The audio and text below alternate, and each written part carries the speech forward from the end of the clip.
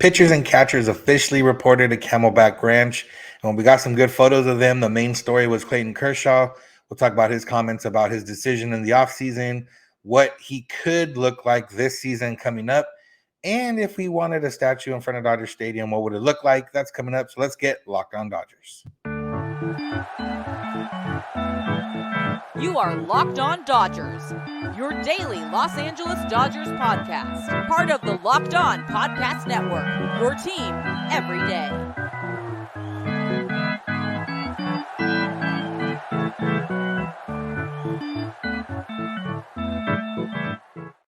Yo, Dodger fans. Welcome to Locked On Dodgers. We are part of the Locked On Podcast Network, the #1 local sports daily podcast network. Locked On, your team every day. This is the daily podcast covering the Los Angeles Dodgers, bringing you the smart fans' perspective on our boys in blue. You can find us wherever you find podcasts and on YouTube simply by searching for Locked On Dodgers. And if you want to become an everydayer, all you have to do is listen or watch every day. And you can do so by subscribing on YouTube or wherever you get your podcasts. Today's episode is brought to you by FanDuel. Make every moment more. Right now, new customers can join and get $200 in bonus bets if their first bet of $5 or more wins. Visit FanDuel.com/lockedon to get started. If this is your first time listening or watching, welcome. I'm Vince Samperio, joined by my co-host, Jeff Snyder. And Jeff and I are lifelong Dodger fans that have been doing this podcast for almost 5 years, covering the Dodgers Monday through Friday for about 30 minutes. And even longer than that with our other podcasts. So we've been doing this for a while now. We hope that we can bring you smart and thoughtful and knowledgeable takes about the Dodgers, making you a smarter Dodger fan, making us a smarter Dodger fan, and getting smarter and knowledgeable and loving the Dodgers all together. Right, Jeff? Yeah, absolutely. It's fun talking Dodgers and fun talking with you. I enjoyed yesterday's episode, but I'm glad you're back. It's it's always fun talking Dodgers back and forth with you. Yeah, good one yesterday on a lot of pitchers and catchers, or mostly pitchers. A lot of them, or all of them, that reported today. And we got some photos of Yoshinobu Yamamoto and all the other pitchers. And Ohtani's there, and some of the other position players, James Outman, I saw, and some other guys are there. So everyone's starting to report. We'll get the full team workout starting next week. But we did get a Clayton Kershaw sighting at Camelback Ranch. He was there to take his physical. He hasn't officially signed yet, but I would imagine that that's just a formality that we're waiting for to happen. The Dodgers did officially announce the signing of Ryan Brazier, moving Dustin May to the 60-day IL. So, like I said, we'll just have to wait on Kershaw's. But he did have some comments that he made about kind of what he went through this offseason. And I guess the one story, and you can take it for what it is in a couple realms. One of them is that he was deciding between playing again, getting surgery and playing again, or retiring, which, we kind of thought, but now we get it official from Kershaw. The one thing that he didn't really say was that the decision was kind of between the Dodgers and Rangers, or I don't think that was really mentioned at all. Obviously, they didn't ask him about it. He's not going to bring it up. But it did really seem like it was return, get surgery, return to play for the Dodgers, or retire, right? Yeah, and I think one thing that he did say kind of suggested that we've been right all along in thinking that there's no way he's actually going to play for the Rangers, and that is the fact that he said this is the first hard decision he's ever had to make in his life. This is the, third straight year he's been a free agent and theoretically considering the Rangers.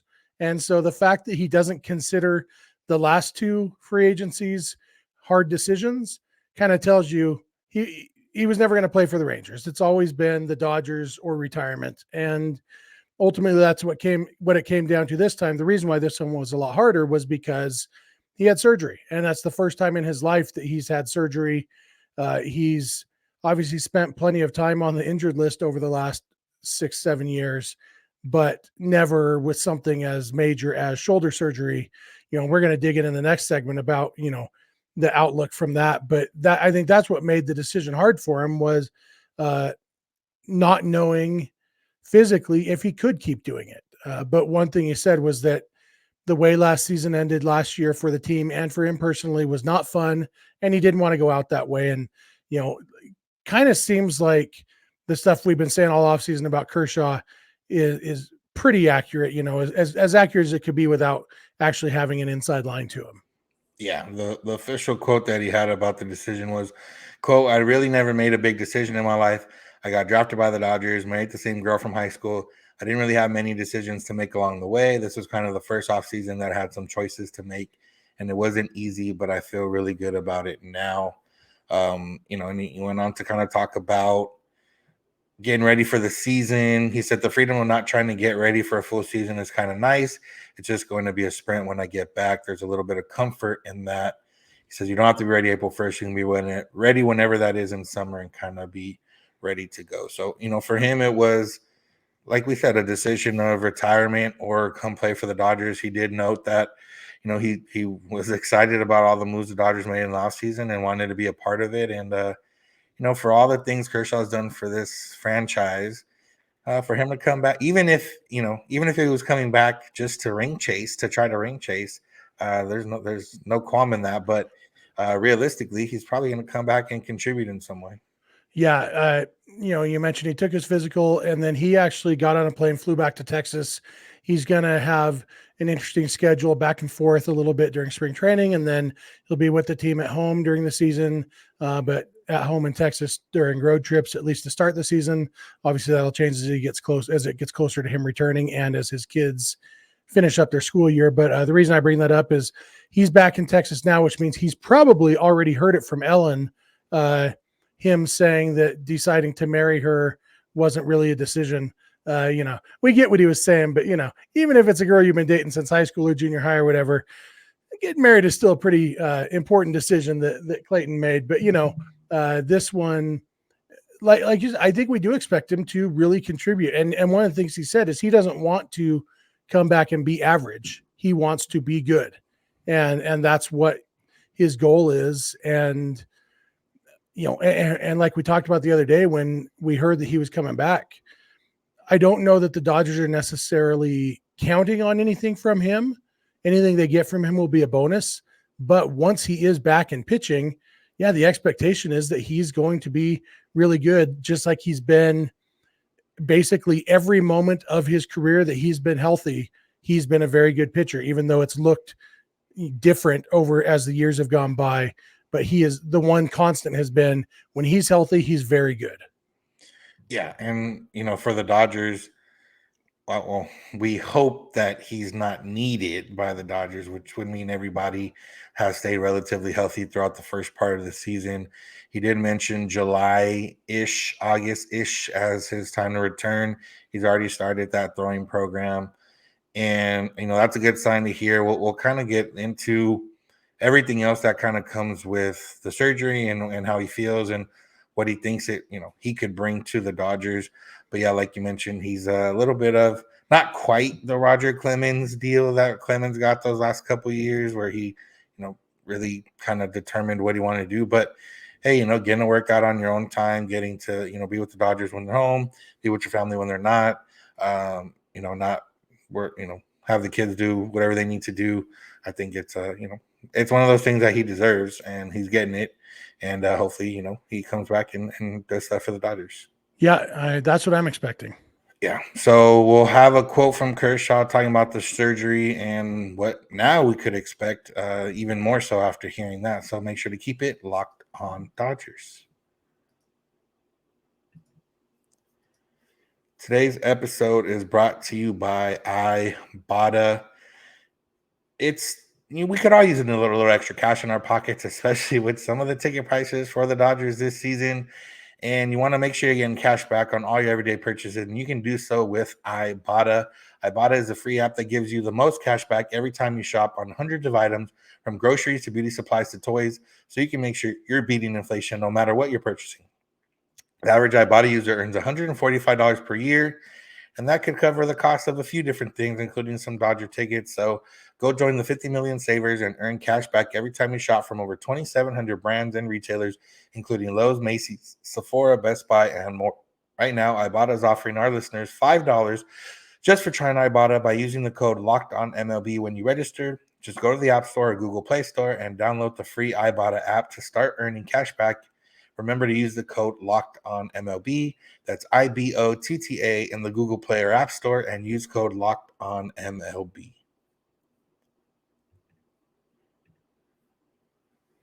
I want to thank you for making Locked On Dodgers your first listen of the day. Make sure to find us wherever you get podcasts and on YouTube. And if you're on YouTube, make sure to find Locked On Sports Today and Locked On Sports Los Angeles, two 24/7 streaming channels from the Locked On Podcast Network, covering the news, sports news, and stories from around the sports world and LA sports world from Locked On hosts, experts, and more. They're running all day, all night, so make sure to go subscribe to those. And Jeff, let's talk more about Clayton Kershaw. I know that you had listened to his entire press conference interview thing, and he talked about his surgery specifically with the claimed Dr. Neil Elitrash, and it seems like there's some hope for something from Kershaw this year. Yeah, it was an interesting quote that he said. I'm actually trying to make a graphic here real quick so I can put up on the screen for our YouTube viewers. And I think I have vamped long enough for that to upload. And so I'm going to click on it right now. So if you're watching on YouTube, you can see he said, Dr. Elitrash said, I'll be as good as new. So I believe him. And, you know, that's kind of as good as new could mean a lot of different things when it comes to Clayton Kershaw, because, you know, when Kershaw was new as a rookie, when he was 20 years old, he was throwing 97 miles an hour. When he was winning Cy Young Awards and an MVP, he wasn't throwing 97 anymore, but he was throwing 94, 95.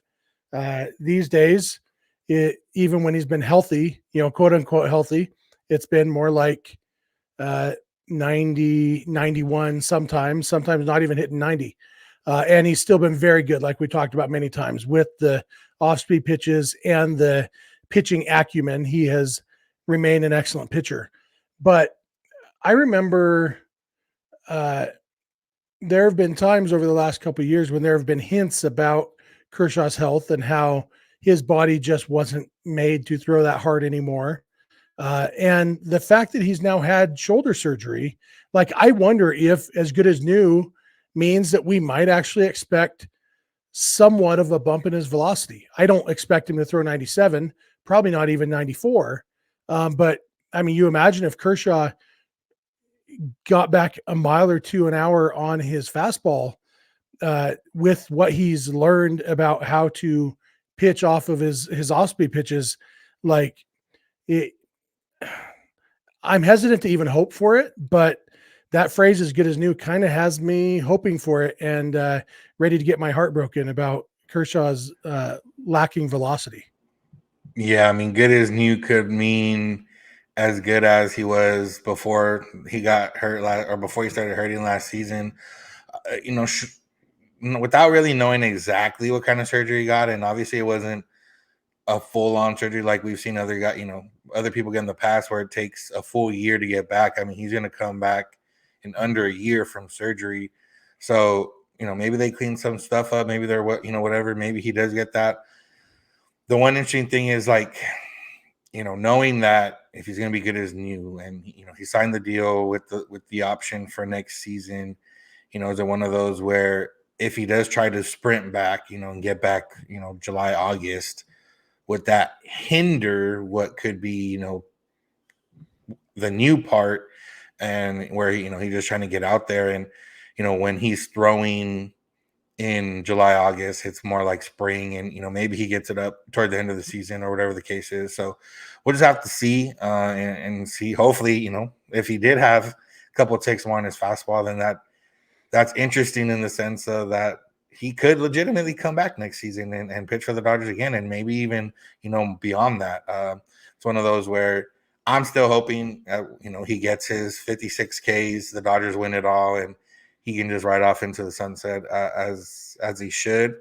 But there is that now enticing, intriguing thing where, like, it's one of those where, like, a pitcher hasn't had surgery his entire career, and he has had diminished velocity, and then you're thinking, well, what if he's had a buildup for a while, but it's just never been cleaned out, and now that does get cleaned out, and maybe he can pick it back up. I mean, we've seen guys kind of get velocity back, but not coming off shoulder surgery.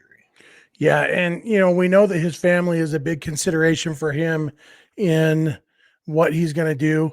He kind of joked that he turned to his kids for their advice this offseason. He said they weren't much help; they were kind of indifferent, and maybe that helped him, knowing that that the family's doing fine even when he is away from them for his job a lot. But I think as a dad, I could picture him being kind of torn on. Callie's turning 9 this month, or just turned 9, maybe in January, sometime right around now. And she's his oldest, and the youngest is what, maybe not even 2 yet, I think. And so, there's that. Well, Callie's getting older. I want to be there, when she's, if she plays high school sports. That's only 4 years away, but there's also probably that urge to, I want the younger kids to remember seeing their dad play baseball. And so there's a lot of things family wise to go back and forth. And so like when you say, if he did get some of that fastball back and started throwing 93 again, yeah, he might legitimately, just not because he needs any milestones or anything, but just like, hey, I can still do this. I can still help the team. I'm going to pitch next year. And I'm all for it. I'm for Kershaw pitching for the Dodgers as long as he wants to, and especially knowing, like he said, that he doesn't want to be average. He wants to be good. And so I think Kershaw is the kind of guy who would not hesitate to hang it up even mid-season, pull a Mike Schmidt and just retire mid-season because you just don't feel like you can do it anymore. And so even if Kershaw came back next year, I think he'd go in it with the understanding that I'm not committing to anything long-term. I'm saying, yeah, I want to pitch next year. And then if it doesn't go well, then okay, call it a career. But yeah, I just I feel like for the next few nights, I'm going to be dreaming about that phrase, as good as new, and what that might mean for Kershaw. And it's kind of frustrating that we're not going to have any idea for another 6 months, probably, maybe a little sooner than that. If he did, he said July-ish, August-ish. And so if he did come back in July, that would mean that we'd start getting, reports from rehab starts in early July or whatever. So that's only 5 months away, but still, that's a long time that we're going to have to, especially those of us who are kind of obsessed with Clayton Kershaw, to be thinking, okay, what's as good as new mean? And maybe we should try to get Dr. Elatrash on the podcast and say, yeah, of course he wouldn't be able to tell us anything, but so maybe that's not the best. Have him get a signed release form from Clayton Kershaw. I'm sure Kershaw would definitely sign that for his doctor to come on a podcast and talk about his health. But yeah, I wish I could be a fly on the wall in that conversation, because we've all been to the doctor too. And, just because Kershaw heard him say you're going to be as good as new doesn't mean that's actually what he said even, Yeah. And it could just be a phrase of, you won't have pain that you had last year. You won't have that inflammation that you had last year. You will still have the same number of arms that you did when you were new. Yeah, exactly. But, it's fun to think about it. And he didn't get any questions about the option, the reason he signed it, did he? No, nothing specific on that. He actually used the word optionality a couple times. And he was kind of referring to the Dodgers, Andrew Friedman, and the Dodgers ownership. He called those three, Andrew Friedman and Mark Walter and Todd Bowley, out specifically by name for how great they were working with him during the process and letting him make his decision. But he did use the word optionality a couple times. And I do think that refers to, at least somewhat, to the player option in his contract, that it's up to him. Now he knows exactly, okay, how much will I make next year if I do come back? We don't need to negotiate again. It's just, okay, if I want to. Of course, a player option probably has to be exercised within, a week after the World Series, probably. And so, maybe that was something the Dodgers pushed for, even okay, well, let's get this done a little bit quicker next time, since ideally you won't be coming off surgery. And obviously if he was coming off surgery, but there was a question of, if he had another surgery or whatever, but still maybe wanted to play, then they probably would just, either he could decline the option and still re-sign with the Dodgers. But hopefully this means next offseason we won't be doing what we've done the last few, of not having any idea for sure whether Clayton Kershaw was going to be on the Dodgers. Yeah. All right. Kobe Bryant, the first of what we learned would be 3 statues, was unveiled on Thursday and got us thinking about Clayton Kershaw, about his future statue at Dodger Stadium and what pose we'd like to see. So we're going to talk about that. So make sure to keep it locked on Dodgers. Today's episode is brought to you by FanDuel. It's Super Bowl week. And for all those that celebrate, FanDuel, America's #1 sports book, is wishing you a happy Super Bowl week. Super Bowl is great. It should be a national holiday. You get to watch football and you get to usually probably enjoy some food and beverages and find a good spot. The commercials get leaked these days, so it's not as fun as before, but it's still cool. Usher's performing halftime this year. That'll be cool. But beyond that, FanDuel is here to help you out for the other side of Super Bowl, which is betting. And there's so many ways to end your season with a W or maybe a few W's, because not only can you bet on who will win Super Bowl 58, but FanDuel also has bets for which players will score a touchdown, how many points will be scored, and so much more. I'm sure you can get in on coin toss, color Gatorade, MVP. There's so much to get in on. And new customers can join today and get $200 in bonus bets if your first bet of $5 or more wins. So all you got to do is place one bet of $5 or more. If that bet wins, you have $200 in bonus bets to place even more bets. So go to FanDuel.com/lockedon to sign up. That's FanDuel.com/lockedon. Make every moment more with FanDuel, an official sportsbook partner of the NFL. Today's episode is also brought to you by Logix, and we give you a lot of analysis and sometimes some hot takes on this show, but the hottest take of the day for us is that the best lineup in LA right now is the lineup of auto loans at Logix. They start off the top with some of our favorites, the proven and dependable new and used vehicle loans. You can count on these loans to give you low rates and save you big time bucks. Next up, they've got the exciting new rookie sensation in their electric vehicle loans with super low rates and flexible payment terms. And rounding out that lineup, they have their auto refinancing loans and lease buyout loans. And with these loans, you can lower your monthly payments and get on the road to owning your car faster. So it may be a hot take, but seriously, no one can beat the lineup at Logix. Visit your local Logix branch right here in LA and surrounding areas and let one of their amazing team members help you. Or just apply online in minutes at logixbanking.com/car. That's LOGIX banking.com/CAR. I want to thank you for being an everydayer. If you are someone that listens or watches every day, if you're not, we'd ask you to please try to do so. Season's coming up. There's no reason to not get your 30-minute Dodger fix every weekday morning. So go ahead and subscribe wherever you get podcasts and on YouTube. And remember, you can go beyond the podcast and become an insider, a Locked On Dodgers insider. If you go to joinsubtext.com/LockedOnDodgers. Now with pitchers and catchers reporting and a lot of other things starting to happen, you get text directly from us with all the news and rumors and thoughts from around the spring and moving forward. You can ask us questions directly. There's a lot of stuff to get into, and as the season gets going, some exclusive content from me when I get to go to Dodger games and be on the field and all that type of stuff. So go beyond the podcast, become a Locked On Dodgers insider. Join subtext.com/LockedOnDodgers. All right, Jeff. So Kobe Bryant, they unveiled the statue of him wearing number 8, which was the pose after he scored 81 points against the Raptors in 2006. It was also announced that he's going to have 2 more statues at what I call Staples Center, technically Crypto.com Arena now. But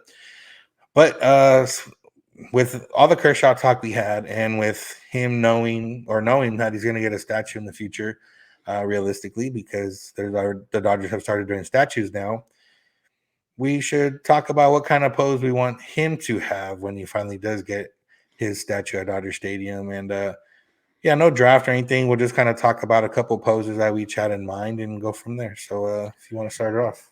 Yeah, there's a couple obvious ones, I think. For me, the most obvious is his arms raised pose after his no-hitter in 2014. It's kind of a classic. They've done a bobblehead of that. It looks good on a statue. It's kind of the Rocky Balboa statue pose, pretty classic statue pose. And so, and at this point, it's, definitely the personal highlight of his career. It was the year that he won the MVP. It was just a dominant performance. Should have been a perfect game. it was one of the best games that's ever been pitched, and a classic pose. So for me, that's easily my first choice for what his statue should look like. Yeah, barring anything that happens, as long as he keeps playing, that's got to be the easy first choice. It happened at Dodger Stadium, which is obviously a plus. I was there, which is a plus for me. And probably one of the more iconic things you remember from him, in terms of one standout like photo moment, whatever, captured in time. I think for me, beyond that, without getting into like nitty gritty, is just has one of the more unique, windups and also going from the stretch. So I think one of him, when he comes together at the top, in the stretch, would be interesting. It would imply that there's runners on base, so I don't know if they do that for a statue. They could always, find them in his what's it called?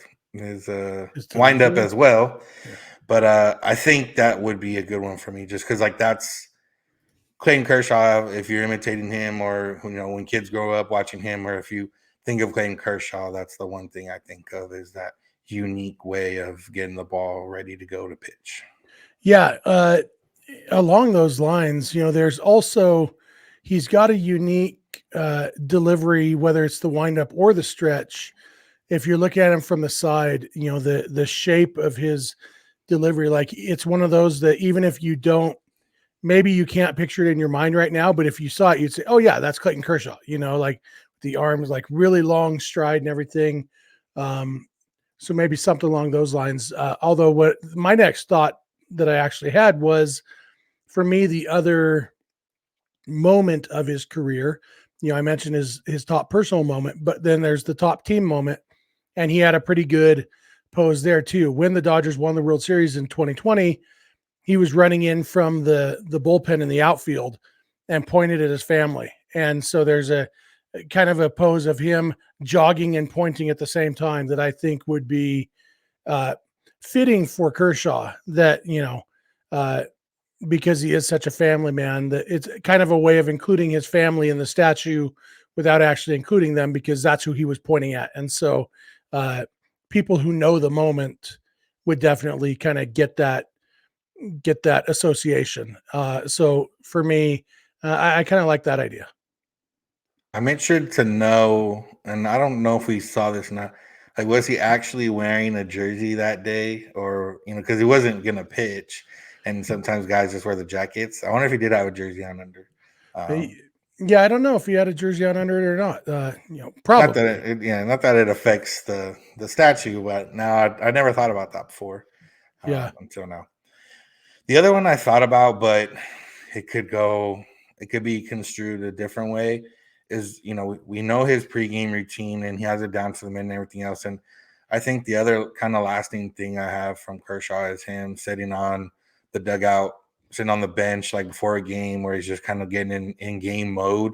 And that would be a good one, but it's also kind of the where he does sit after some times where he's given up some big hits or things that have happened that haven't been positive in the postseason. So I don't think they'd be able to do that one. But I think of him like kind of sitting there getting ready to go, like especially with his routine down to the minute, down to the second, whatever it is. Yeah. My other one, the idea that I had, is a pose that hasn't happened yet. And that is, you and I have talked about that kind of the perfect situation would be the Dodgers winning the World Series and him riding off into the sunset, or winning the World Series and him coming back because he pitched well, but either way, Dodgers need to win another World Series with him on the team.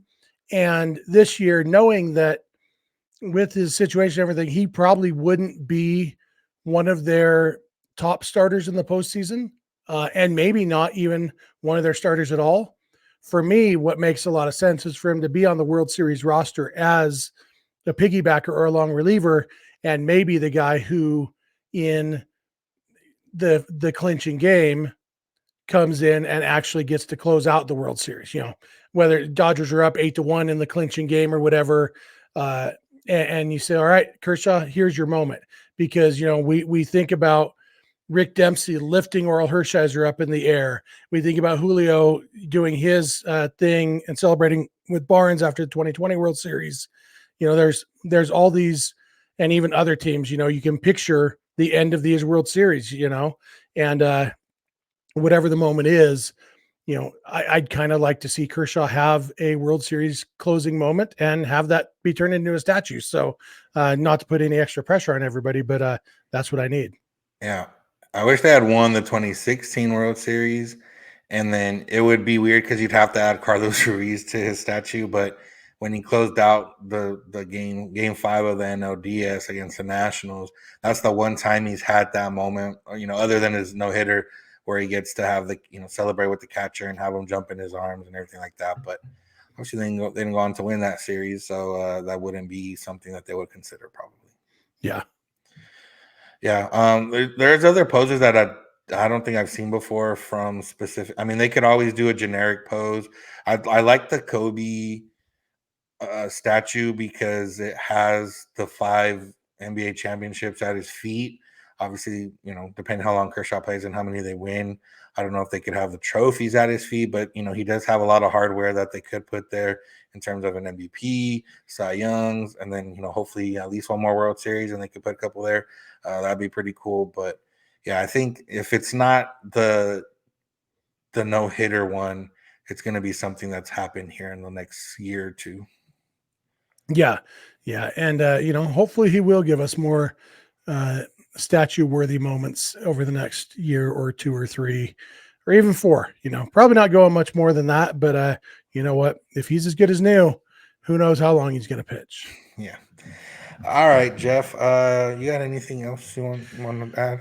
I just did some photographic research, and I see pictures when they won the World Series, when he's running in from the bullpen, he's wearing the hoodie, and then he's got a blue t-shirt on. So I think he had the blue t-shirt on under the hoodie, because then after that, there's pictures of him wearing the gray World Series champion t-shirt. And so my guess is that he had the blue t-shirt on, the blue Dodgers t-shirt on under the hoodie, and not an actual jersey when they won the World Series. So if they get into the World Series, take the jersey off, Kersh. Yep. All right. That's going to do it for today's episode. Thank y'all for listening. Thank you for making Locked On Dodgers your first listen. We know we'll get some stuff from over the weekend from Camelback Ranch. Shohei Ohtani is supposed to speak on Friday morning. Dave Roberts will probably speak a couple times over the weekend. Andrew Friedman is supposed to speak over the weekend as well. So there'll be a lot for us to talk about on Monday. Enjoy the Super Bowl if you are someone who watches that type of thing. And once Super Bowl ends, that's officially baseball season, at least in my mind. I know Jeff's mind's already been changed. But started already. Yeah, but yeah, all that to be said. Thank you for listening. Thank you for making Locked On Dodgers your first listen, becoming every day, by listening and watching every day. You can find us wherever you find podcasts and on YouTube. All you got to do is search for Locked On Dodgers. You can find us on social media, Twitter and Instagram at Locked On, and TikTok at Locked On Dodgers. You can go beyond the podcast and become a Locked On Dodgers insider. If you go to joinsubtext.com/Locked On Dodgers, you can text directly with us and get instant access to Jeff and I whenever you may please. So go ahead and do that. Remember, Locked On Sports Today and Locked On Sports Los Angeles are 2 24/7 streaming channels on YouTube, brought to you by the Locked On Podcast Network. They cover all the news and stories from around the sports world and the LA sports world. Jeff is on Twitter at Snydog. I'm at Vincent91. You can DM either of us for any questions, comments, or thoughts or concerns or topics. You can also send those via email, lockedondodgers@gmail.com, or via voicemail text at 323-863-5625. We're here every weekday morning, and we hope you'll be here with us. When you're in your car, if you're at home, text my advice, play podcast, Locked On Dodgers. And remember, you don't have to agree. You just have to listen. Have a good one. We'll talk to you on Monday.